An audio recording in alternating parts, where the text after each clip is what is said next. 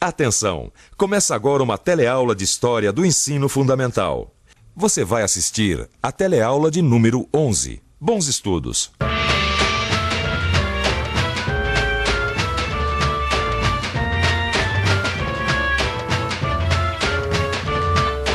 O que é política para você? Política para mim é a forma que administra um país, né? Política vem do termo grego polis, né? Que é a arte de servir a muitos. Só que aqui em Brasília, infelizmente, estão usando monítica, que é servir a si próprio. A política, para mim, significa o desenvolvimento do país. A política do Brasil é razoável, né? Agora, os políticos é que não dão valor ao poder que eles têm. O que você faria se você fosse um político muito poderoso e estivesse lá no Congresso agora? Eu procuraria não deixar o poder subir a cabeça, né, e ajudar essa população necessitada aí, que a gente precisa ter essa consciência. Procurava amenizar aí a fome, né, que tem muita gente morrendo de fome aí nesse país. E não é por acaso. O homem é um animal político. Há milhares de anos se organiza para discutir e resolver seus problemas comuns. Isso é política. Eu daria tudo de bom para o povo. De planejamento, organização, tem respeito, quer dizer muitas coisas, né? Como vocês já perceberam, política é o tema dessa e das próximas teleaulas do nosso curso de História. Política tem a ver com poder, o poder de decisão, o poder de um grupo sobre outros, o poder dos governos e como os governos usam esse poder. Hoje nós vamos ver como se organizava o poder e a hierarquia na sociedade colonial brasileira.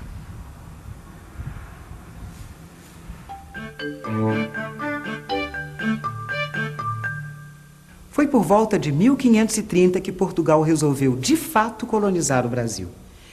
Pelo Tratado de Tordesilhas, essa era a parte da América do Sul que cabia aos portugueses. É menor que o Brasil de hoje, mas mesmo assim era muita terra. Como na época Portugal estava sem dinheiro para a colonização, a coroa resolveu dividir o Brasil em várias partes e ofereceu essas faixas de terra a nobres e comerciantes portugueses. Essas faixas de terra foram chamadas de capitanias hereditárias. Hereditário, aquilo que passa como herança de pais para filhos. Quer dizer que se as capitanias eram hereditárias, então... Isso mesmo que você está pensando. O direito da exploração de capitanias passava de pai para filho. Por favor, o senhor aceitaria uma capitania hereditária no meio da Amazônia, a uns 1000 quilômetros de Manaus, sem aeroporto, sem estrada, sem nada? Toparia? Preciso saber quem seria o governador-geral, né? O senhor acha que ia dar certo? Depende do governador-geral. É de graça? Só que sem aeroporto e sem estrada ainda, não tem nada lá. Não tem problema, aceitamos. Eu lhe deixo explorar, o senhor me dá apenas uma parte dos lucros, tá bem? Tá certo. O senhor topa ir pra lá também? Também. Também. Mas olha, fica aqui, ó, a uns 1000 quilômetros aqui, tá vendo, de Manaus, aqui, ó. Não, eu agradeço. Não toparia ir pra lá? Não toparia. Não é que eu não toparia ir pra lá, eu toparia ir pra lá para ser um brasileiro patriota, ajudar a construir, não por uma capitania hereditária. Mas é pra colonizar o Brasil, capitanias hereditárias. O senhor aceitaria? Sim. O senhor poderia explorar, mas me daria uma parte dos lucros. Perfeitamente, é como ocorrem as coisas. Tá legal. Obrigado. Tá vendo? Era isso que a coroa portuguesa fazia para atrair os nobres e comerciantes para a colônia. É lógico que naquela época ninguém falava em ecologia nem em proteção ao meio ambiente. Nem havia motosserras que ajudariam a colonizar e a destruir mais depressa as florestas. Mas havia muita terra. A coroa dava total poder político e administrativo para os capitães donatários. Era assim que eram chamados aqueles que aceitavam as capitanias. Esses capitães mandavam e desmandavam em suas capitanias e, mesmo não sendo os donos da terra, podiam doar pedaços dela para outros nobres e comerciantes. Essa espécie de sublocação era chamada de sesmaria. E para ter direito a uma sesmaria, o cidadão deveria preencher apenas 2 condições: ser rico e católico.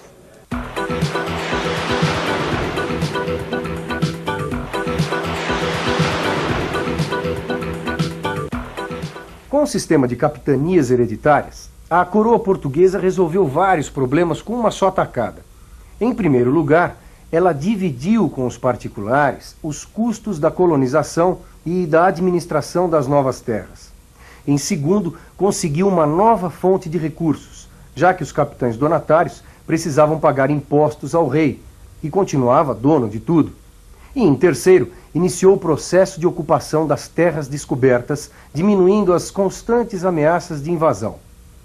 O problema é que apenas algumas capitanias deram certo. E um exemplo de sucesso foi a capitania de Pernambuco. O sucesso da colonização na capitania de Pernambuco foi resultado de 3 fatores: a proximidade com a Europa, a construção dos engenhos de açúcar e o trabalho escravo. Outro exemplo de colonização bem-sucedida foi a capitania de São Vicente. O que garantiu esse sucesso foi a presença dos jesuítas e a escravização dos índios que não aceitaram a religião católica. Fora o caso de Pernambuco e de São Vicente, as capitanias não prosperaram. Algumas delas nem sequer chegaram a ser ocupadas. A verdade é que o sistema de capitanias hereditárias acabou promovendo a dispersão administrativa. Quer dizer, cada região vivia isolada sem nenhum contato com as outras. Tendo em vista o tamanho do Brasil, isso é bem fácil de se entender. Para acabar com esse isolamento entre as várias capitanias, a coroa portuguesa criou em 1548 o Governo Geral, com sede em Salvador. Ou seja, Salvador era naquela época o que Brasília é hoje, o centro político-administrativo do Brasil. Os objetivos principais eram 2: defender os territórios dos ataques internos e externos e auxiliar os donatários que estivessem em dificuldades. Amiga, tem uma coisa que não tá entrando na minha cabeça. Fala, amiga. Tinha esse governo geral de Salvador, certo? Até aí tudo bem. As cidades não tinha nada? Como assim? Ué, vai me dizer que eles não faziam política nas cidades?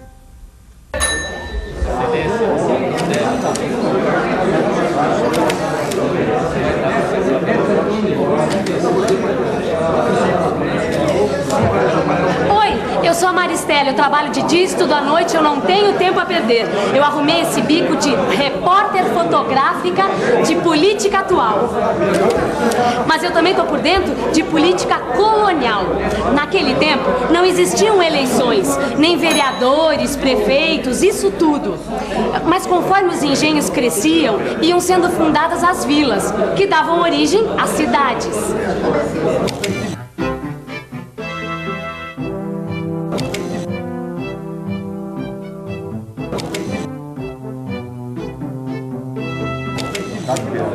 Essas vilas e cidades acabavam tendo suas câmaras municipais, que eram compostas não por vereadores, mas pelos chamados homens bons.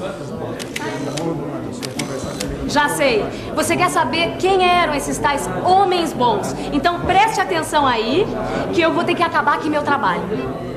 Os homens bons eram como se fossem os vereadores daquela época. Eles atuavam nas câmaras municipais, onde representavam os interesses dos senhores de engenho, dos proprietários de terras e escravos. No fim do século XVII, as atenções da coroa portuguesa se voltam para essa região do país onde hoje está localizado o estado de Minas Gerais. E o motivo era um só.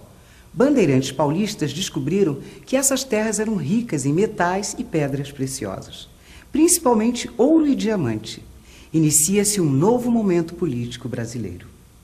E a riqueza das Minas Gerais não chamou a atenção só da coroa portuguesa. A febre do ouro atraiu milhares de pessoas para cá e várias vilas foram fundadas, como Sabará, Mariana, São João del Rei e esta linda cidade onde estamos agora, Vila Rica de Ouro Preto.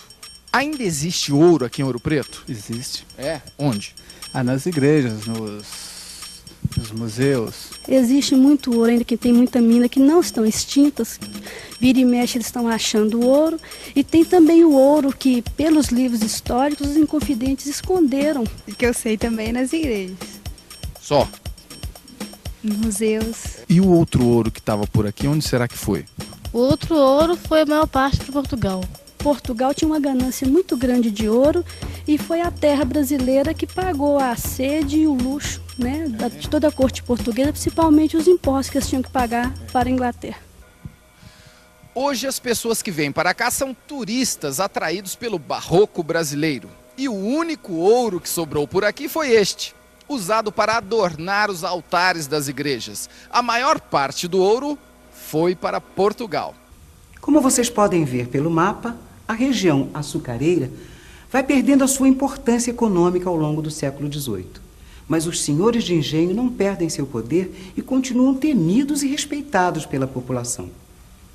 O ouro passa a ser o negócio preferido da coroa portuguesa. E as capitanias particulares dessa região são extintas, ficando então sob controle direto da metrópole. Mas a mineração também trouxe problemas para a relação entre a colônia e a metrópole. Quanto de imposto, por exemplo, você acha que está embutido nesse seu carro? Não calculo não. O senhor acha que o senhor pagou imposto na camisa e no vestido? Acho que paguei, porque custou caro. Você sabe quanto de imposto que está embutido no seu caminhão? Não. Mais ou menos. Não tenho nenhuma ideia. Pois é, o excesso de impostos é uma das grandes reclamações dos nossos dias. Mas no tempo do ouro, a situação também não era nada boa. A política fiscal era severa e criava muitos atritos entre os colonos e a coroa. Estava começando uma mudança nos rumos políticos do Brasil. Mas isso já é assunto para outra aula. E atenção, se liga aí que é hora da revisão. Nesta e nas próximas aulas, vamos olhar a sociedade colonial sob o ponto de vista político. Começamos vendo qual foi a solução encontrada por Portugal para ocupar o Brasil: as capitanias hereditárias. Vimos que apenas as capitanias de Pernambuco e São Vicente deram certo. E que, para tentar evitar a dispersão da administração, a coroa criou o Governo Geral com sede em Salvador. Nós também conferimos o poder dos senhores de engenho.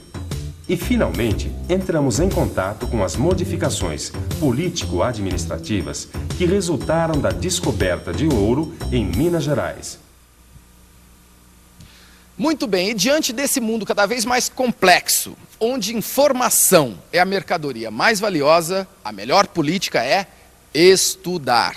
E para ajudar você a praticar essa política, eu vou lançar aqui 2 perguntas sobre a aula de hoje. 1. Como se organizava o poder no Brasil colonial? E 2. Como de tão longe a metrópole portuguesa conseguia controlar o Brasil, sua colônia na América?